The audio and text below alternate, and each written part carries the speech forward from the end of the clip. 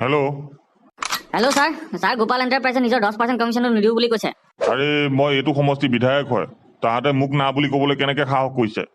কামটো লোৱাৰ আগত দেখোন তাহাঁতে নেগুৰ পেলাই পেলাই ঘূৰি ফুৰিছিলে আমাৰ ওচৰে পাজৰে, এতিয়া আকৌ ইমান সাহস কেনেকৈ হৈ গ'ল তাহাঁতৰ?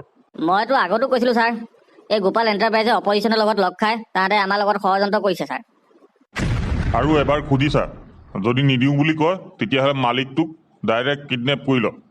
আৰে মই এইটো সমষ্টি বিধায়ক হয়, তাহাঁতে মোৰ লগত গেম খেলিবলৈ আহিছে, পিছফালেদি দুটা গুলি মাৰিম, লাশ বিচাৰি নাপাব, তাহাঁতে লাশ বিচাৰি নাপাব। হয় ছাৰ, আপুনি যেনেকৈ কৈছে সেইটো হিচাপতে কাম হৈ যাব।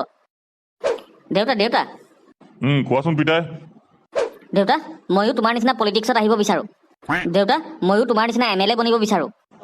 কিন্তু পিতাই পলিটিক্স বোলা বস্তুটো ইমান সহজ নহয়। দেউতা প্লিজ মোকো পলিটিক্সত লৈ লোৱা না, পলিটিক্সত লৈ লোৱা প্লিজ বুলি কৈছোঁ, প্লিজ। আৰে দেউতা, মোৰোতো ইচ্ছা যায় ন তোমাৰ নিচিনা হেলিকপ্টাৰত ঘূৰি ফুৰিবলৈ। ঠিক আছে পিতাই, মই তোক লৈছোঁ পলিটিক্সত। তোক মই আজি বুজাম 2-3টা সিদ্ধান্ত পলিটিক্সৰ বিষয়ে। ভালকে বুজিবৰ কাৰণে ভালকে চাই যা। সিদ্ধান্ত নম্বৰ 1, অ'ৰা শুনিছানে? কওকচোন, মাতি আছিলে নেকি? শুনাচোন, এই তোমাৰ যে শাৰীখন মই আনিম কৈ আছিলো, মনত পৰিছেনে? নক'ব আৰু, যোৱা 3টা বছৰ ধৰি আপুনি আনিম কৈ আছে, কিন্তু এতিয়াও নানে। মই কেতিয়াবা ভাবো আপোনাৰ সেইখন মুখ নে পোকৰ, একো কথাই ভেলু নাই আপোনাৰ। তুমি এনেই বকি আছা, গম পাইছানে? মোৰ কথাটো ভালকে শুনাচোন। মই আমাৰ পিতাইক 18,000 টকা দিলোঁ যে কি কয় মাৰ কাৰণে সেইখন শাৰীখন লৈ আনিবিগৈ, কিন্তু ই হাৰামিটোৱে সেই 17,000-18,000 লৈ পেলাই নিজৰ কাৰণে মোবাইল লৈ আনিলেগৈ। এই ল'ৰাটোৱে একেবাৰে শান্তি নাইকিয়া কৰিছে মোৰ জীৱনটোত, গম পাইছেনে? একদম শান্তি নাইকিয়া কৰিছে। মোক নামাৰিবা, মই লোৱা নাই, মই পইচা লোৱা নাই, মই মোবাইলো লোৱা নাই, মোক নামাৰিবা। নামাৰিবা আমাৰে ল'ৰা হয়, গম পাইছানে? নামাৰিবা ইয়াক মই তোমাক চৰি বুলি কৈছোঁ, গম পাইছানে?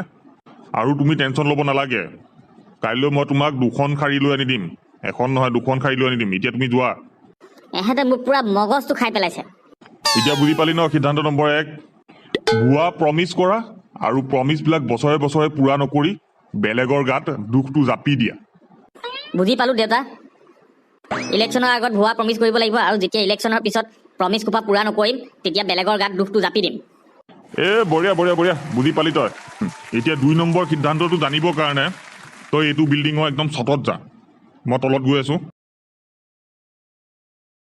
দেউতা, মই পালো সেই ওপৰত। পিতাই এটা কাম কৰচোন, ওপৰৰ পৰা জঁপিয়াই দে। কিন্তু দেউতা, মই ওপৰৰ পৰা যদি জঁপিয়াই দিওঁ তেতিয়াহ'লে মোৰ হাত ভৰি মুখ চব ভাঙি যাব।